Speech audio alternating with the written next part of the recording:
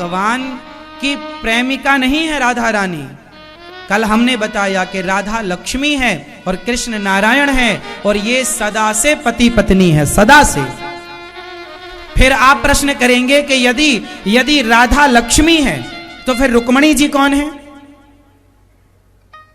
चलो बताओ, राधा कौन है? आप बताओ।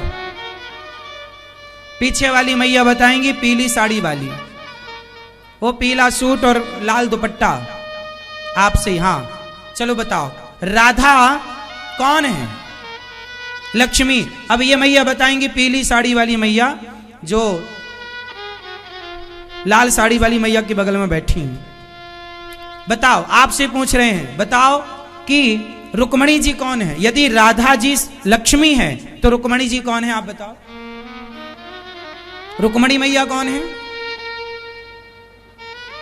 मैया यहां कौन है? हाँ, रुक्मणी जी भी लक्ष्मी है और राधा जी भी लक्ष्मी। अब आप कहेंगे कि लक्ष्मी दो कैसे? तो आपको मैं इसका उत्तर दूं। देखो, आपकी मां कौन है? आपकी मां कौन है? आपके लिए आपकी मां कौन? अरे सबकी मां लक्ष्मी होती है। हमारी मां कौन? जोर से। हमारी मां लक्ष्मी। अच्छा, पत्नी कौन होती है? पत्नी कौन होती है? लक्ष्मी होती है। बेटी कौन होती है? बेटी आ गई मतलब लक्ष्मी आ गई, पत्नी आ गई मतलब लक्ष्मी आ गई, मां मतलब लक्ष्मी। ओम जय लक्ष्मी माता। और तुम्हारी बहन कौन है? वो भी लक्ष्मी। जब तुम्हारे घर में ही एक लक्ष्मी 4 रूपों में रह सकती है, तो फिर रुक्मणी और राधा के रूप में लक्ष्मी 2 रूपों में क्यों नहीं रह सकती? एक ही तत्व 2 भागों में विभक्त हो गया है, वही राधा वही रुक्मणी। और जो 16,108 पत्नियां, वो वेद की ऋचाएं हैं, वो वेद की ऋचाएं हैं। 108 उपनिषद हैं। ये सब भगवान की अर्धांगिनी के रूप में पहुंच गए। भगवान ने सबको स्वीकार किया। तो राधा और रुक्मणी में कोई भेद? जोर से। रूप अलग अलग है, तत्व की दृष्टि एक। जैसे कानों के झुमका और गले का हार, ये दिखने में तो 2 है, व्यवहार में तो 2 है, पर दोनों में सोना एक ही है। बोलो हाँ, हाँ या ना? व्यवहार में तो कान के झुमके हैं और गले का हार 2 हो गए, लेकिन सोना की दृष्टि से तो दोनों में सोना है। तो रुक्मणी और राधा रूप रंग की दृष्टि से अलग है, लीला और व्यवहार की दृष्टि में अलग है, पर तत्व की दृष्टि में वही रुक्मणी है, वही राधा है, वही रुक्मणी सीता है, वही सीता। राम जी के संग जो सीता है, वो सीता कौन?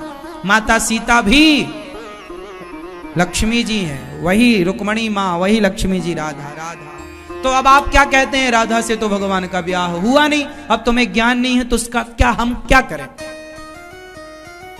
अपना ज्ञान क्यों नहीं बढ़ाते हो? अपने बच्चों को आप सत्संग नहीं कराते हो? दिन भर गेम देखते हैं तुम्हारे बच्चे, व्हाट्सएप फेसबुक चलाते हैं और बोलते हैं तुम हमारी राधा हो, चलो तुम्हारे संग रास रचाएं। अब ये देखो, रास का मतलब गलत कर रहे हैं कि नहीं? हाँ या ना? चलो ये भैया बताएंगे बीच वाले, रास का मतलब क्या है?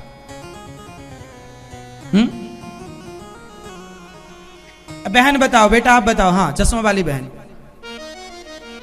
भक्त और हाँ, ये भैया बताएंगे चश्मा वाले। रास का मतलब क्या है? भगवान ने क्यों रास रचाया?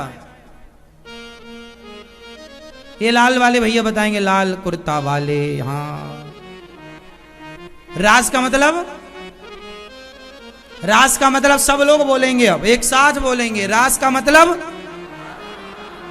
कोई पूछेगा तो बताओगे? मैंने इतने डीप में, इतनी गहराई से आपको केवल इसलिए समझाया कि अकेला अनिरुद्धाचार्य नहीं, आप भी अनिरुद्धाचार्य बनकर सबको समझाओ, सबको बताओ, धर्म का बोध कराओ। अपने बच्चों को, पड़ोसियों को, जिन जिन को गलत फहमियां हैं सबको बता। इसलिए हम आपको कथा नहीं, कथा का सार सुनाते हैं। सार, सार, ये सार है। कथा तो आपको पहले भी पता थी, पर ये सार था। तो आप भी कथाएं सुना करो, बच्चों को सुनवाया करो, और गलत फहमी जो भगवान को लेकर है वो दूर हो। सही अर्थ जानो।